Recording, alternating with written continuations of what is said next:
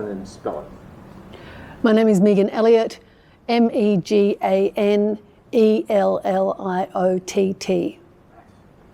There's an alum, his name is Ed Elliott from 1933. Got to meet him and his wife, really nice people. Okay, where do you live and have you always lived here? I live in Lincoln, Nebraska, and I have lived here for 3.5 years. Where have you lived before? I've lived all over the world. I've lived and worked in about 20 countries. Those countries include Australia, New Zealand, China, India, Switzerland, Sweden, Indonesia, Singapore, all over. So how long have you been here? 3.5 years. I've lived in Lincoln for 3.5 years. And so what would you miss most if you had to leave Lincoln tomorrow? The people. I think the people in Lincoln I've found to be very special, very genuine. They care deeply about their community. They give generously to their community. They champion their community and the people in it. So I really like being here. So how do you earn your livelihood? What's your origin story, and then what do you do now?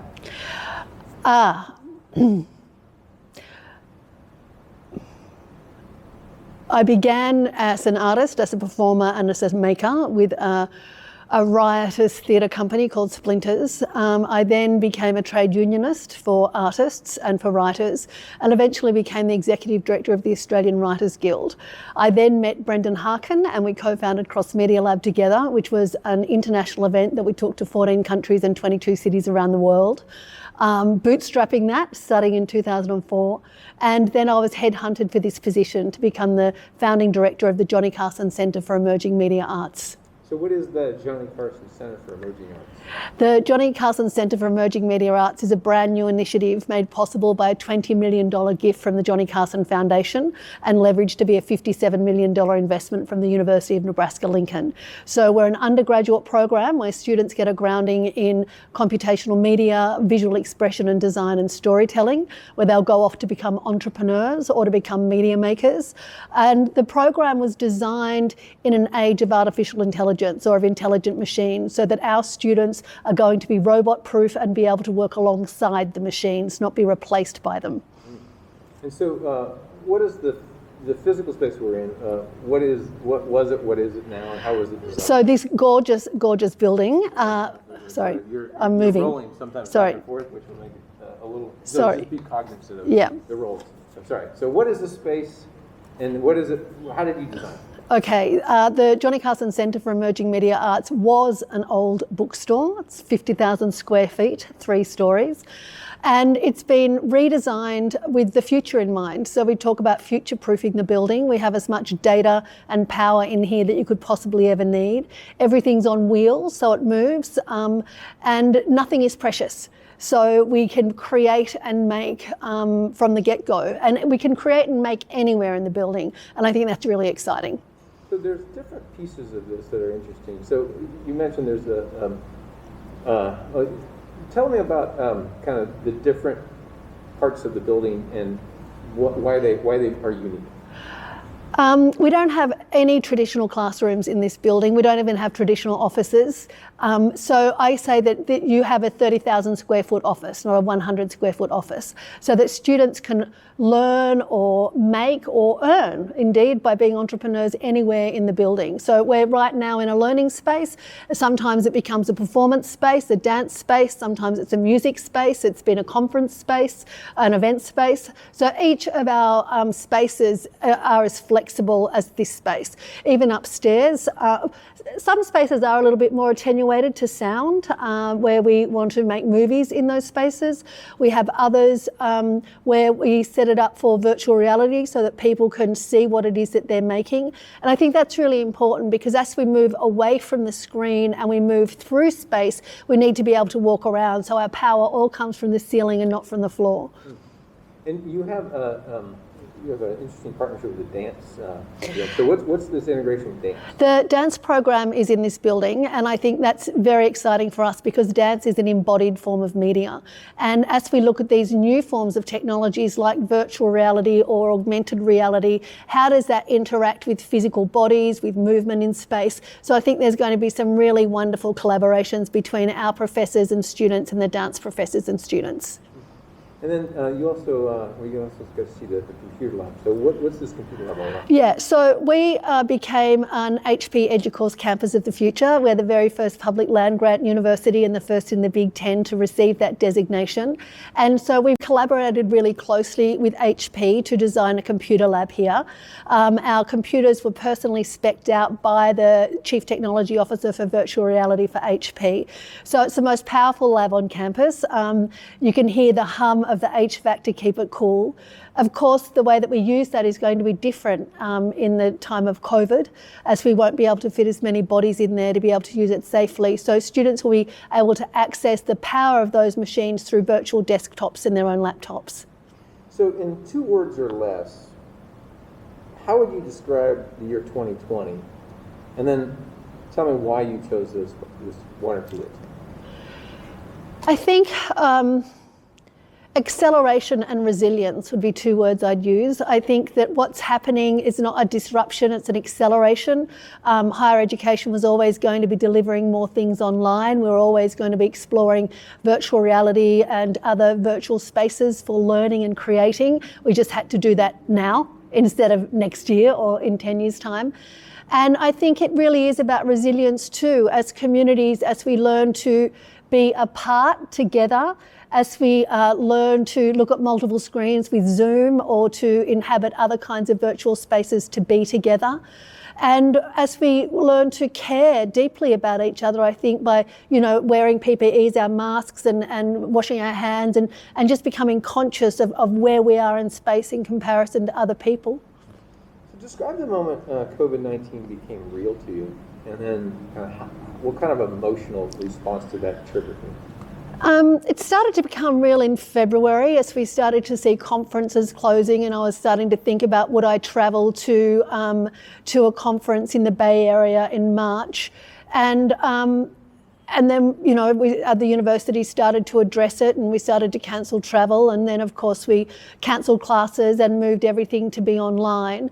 There were moments of absolute euphoria actually about when I could see what students were capable of doing and how quickly they learned and how resilient they were to take their learning online. That was amazing. Sometimes I still don't think it's real to me. I've lived through SARS and H1N1 in Asia. I was quarantined for H1N1 in Shanghai.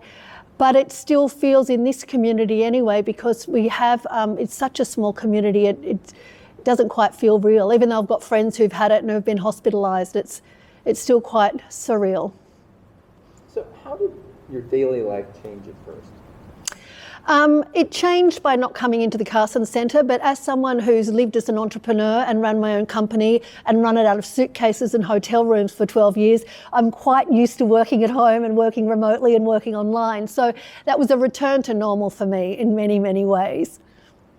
So how is your daily life now? Now that we're 100 days in.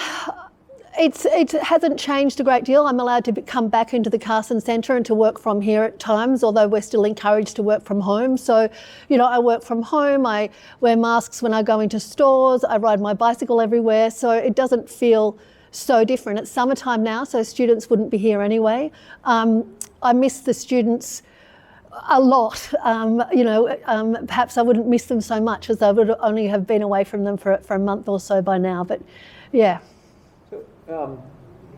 We talked about the Mozilla Hub. So what was it you guys did to the moment things shut down?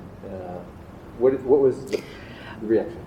Well, once things shut down and we knew we couldn't come into the Carson Centre anymore, our professors collaborated with Ben Crimer, our technologist in residence here, and we built the centre inside Mozilla Hub. So we actually took a SketchUp model of the Carson Centre and put it inside Mozilla Hubs, and our students took all of their work online. So they took the videos they'd made in Unity, the animations they'd made, they took the worlds they'd built in speculative design class and storytelling lab, and they took that into Mozilla Hubs and built it out online. And what was so exciting about that was, instead of having it in a physical venue like here for an open studio, we had it online, but it meant that people from all around the world could come. And so many students actually had family reunions inside their creations, because mum and dad could come in even if they weren't actually in Lincoln, or grandma could come and visit. So it was exciting. I think in one room there was 4 generations of one family.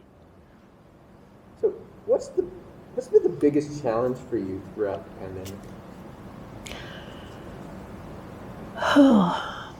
I think for me personally, it's been not seeing friends and colleagues and students. I am actually an extrovert by nature. I enjoy being with other people. I enjoy exchanging ideas. And while we can do that virtually, and we do, few things beat sharing a meal with people that you love. And so I think that's been hard for me. I've really missed that. So how does this pandemic compare to any other big challenge you had in your life? Oh, look, what I'm being asked to stay at home and sit on the couch, I think it's, we have so many gigantic problems in the world that we need to solve, like climate change, that we need to be focusing on that, I think, focusing on bigger, no, that sounds silly. How does the pandemic compare to, what was the question again? So how does this challenge of the pandemic compare to any other big challenge in your life that you've had before? I guess the major difference between this challenge and other challenges that I've had is that this is a shared experience. Some of the other challenges I may have experienced as an entrepreneur, as a feminist, as a woman, some of them may have been shared with other communities, but this is shared by everyone. And I think that's the biggest difference. So any changes in your habits, routines that in your life the last 100 days that you want to keep once life comes back? That's really interesting, and I'm excited to see what the society will choose to keep, because I firmly believe that we get to design the future, and we get to design the future that we want to come into being. I remember the writers' strike in the early 2000s when I was the executive director of the Australian Writers Guild, and that's when we got reality television writ large. And when the writers came back, so did the scripted drama, but reality television stayed.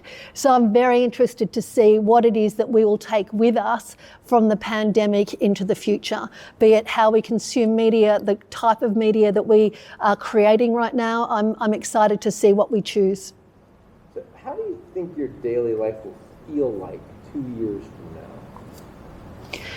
now?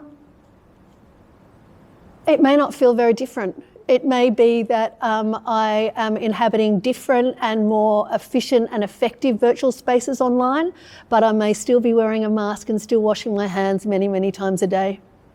So in the challenges you see within your work and within your community, what excites you about solving them? I'm excited by people's deep creativity and imaginations, and I think one of the benefits perhaps of this time where we've been on our own is for people to really meditate and dwell and to examine their creativity and imagination. So I think the kinds of solutions that we'll see to all kinds of problems will be really, watch this space. I mean, I think that by virtue of the fact that I think we're going to come up with much better solutions to society's problems by virtue of this pandemic. So, interesting, since you're not from the States, but you are a human being, what was your reaction to the George Floyd incident? And then what are your observations about everyone else's reactions in the resulting protests around Black Lives Matter?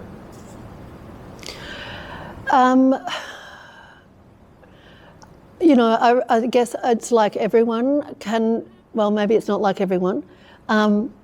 It's 2020. and we're still having black deaths in custody. And that's not just in America, that's also in my country of Australia, where Aboriginal people are killed and murdered in custody as well. I think that it's been phenomenal, the anger and the protest around the world. This problem is not endemic to America, it's a global problem and a global challenge. And I think that we will see real change come from this, because I think it's because that's what the world wants. So what 1 to 2 words describe how you feel about the next 5 years? Excited. How many words? You get 1 or 2. Okay, no, I am excited about the next 5 years. What flavor, why are you excited? I'm excited because, we haven't even spread our wings at the Carson Centre. They were kind of like nipped in our first year. So I can't wait to meet all the students, and I can't wait to see what they do, because it will be endlessly surprising to me. Within 5 years, we'll have graduated 2 cohorts. I'll have hired more professors. They'll have received grants and be doing really interesting creative research around things other than simply entertainment. So I'm excited for the collaborations that will happen, the interdisciplinary collaborations. And I'm excited for my own self personally, I think, as I'll grow as a leader and with my community. And I want to just make sure, you said it earlier, you've got some good stuff, but I want to make sure I have it mentioned. So, how long has the Carson Center been around, and how much were you able to use this space before COVID? Right. With the Carson Centre, we opened our doors on the 26th of August last year, the very first day of school. We were still off-gassing as we held classes. I think we were high the first week. And so we had a full semester, and then half of the fall semester here, and then the rest of it was virtually. So is there a question that I should have asked you that I haven't asked? I don't know, what kind of, what other about things? About your career, about your life, about your viewpoints, about your... I think... This is a chance for you to fill in the gaps. Exactly. I think maybe I should talk about what students learn here. Oh, yeah. Yeah. Okay. So at the Carson Centre, students begin by having a whole year long of code, a whole year of story, a whole year of visual expression and design. And then after that, they'll choose to emphasise in 2 areas. And those areas might be virtual reality, immersive and interactive media, experience design, sonic arts, data and art, sensory media and physical computing, cinematic arts, or virtual production. So students will learn things that are not just around storytelling and filmmaking, but also around robotics, around the Internet of Things, around data. So I think that's genuinely exciting and genuinely innovative in this space. So you have an interesting insight into the minds of 18 to 20-year-olds. What are your observations so far working with them pre-COVID, and then even how they're dealing with COVID? Yeah, I think some students are feeling very, depending where they're up to in their career. Was it their final year? Was it their first year? So I think some people are really feeling the distance and not being able to hang out with their friends, not being able to attend graduation or prom. And then others I know who are quite introverted are actually really quite enjoying it. And I think, wanting to increase their Frisbee skills over summer, finding those kinds of sports where you can play together and not breathe on each other, I guess. So how will higher education work in the fall? Yeah, it's a great question.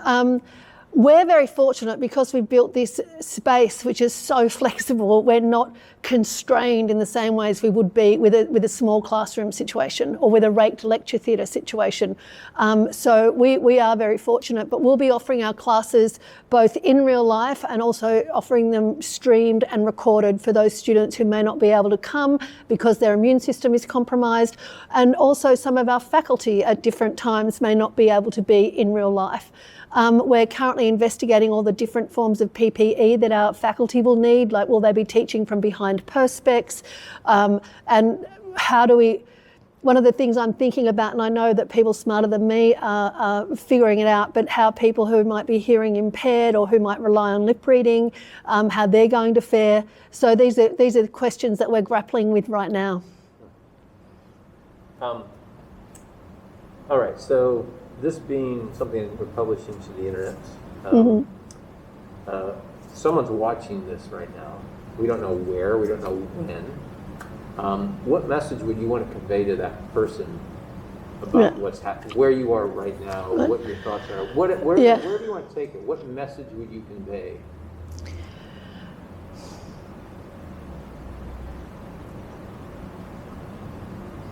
Regardless of COVID and what happens and whether we find a vaccine or not, higher education will continue to be really important to young people, to any person who's a lifelong learner. And your education at the Carson Centre will be as valuable regardless of how you're getting it, regardless of where you're learning, whether or not it's virtually or whether or not it's here in real life. We're going to make sure that you have the best value and the most innovative education that you can have. And then how about a message that you would like to tell the generation that's going to come here that's not going to experience this moment? What would you want to convey to them about what you're learning through COVID and what they should know about their life? You know,